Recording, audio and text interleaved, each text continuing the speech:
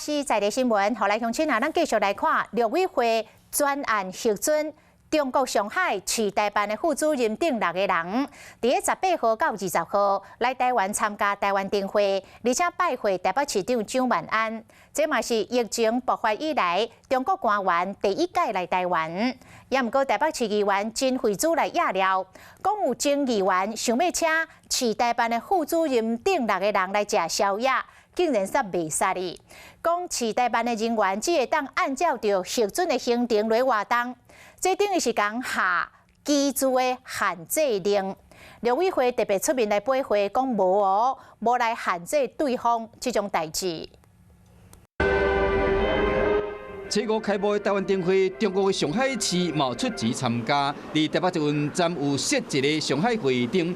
今麦陆委会嘛同意和上海市台办副主任李晓东等6个人来台湾参加灯会，是由台北市政府来提出，也会符合低调、单纯、安全等原则，所以政府相关单位评估之后，同意用专案的方式来许可。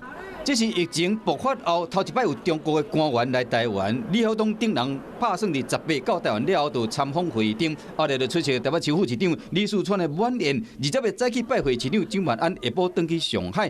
不过台北市议员真惠珠唔若认为陆委会调工咧拖时间，佮有讲有人要请李晓东等人食宵夜，无准。没有在这个表上的行程，他们是不可以去吃宵夜、访友。 或者是去自由走一走的，只能待在旅馆里，足不出户了。这样的一个两岸交流，我觉得实在显得台湾或者是陆委会太小气、太霸道了。针对这质疑，陆委会赶紧解说。 限制居住令，还有在处理上拖延等等，这些都不是事实。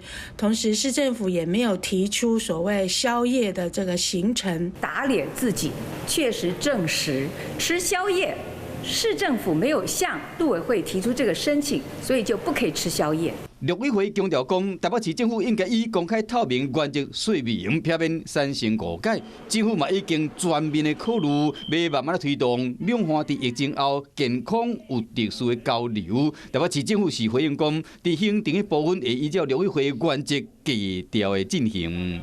Hello， 大家好，我是品轩。想要跟我一起品味生活中的大小事吗？一定要赶快打开华视的 YouTube 频道，按赞、订阅，并且开启小铃铛哦。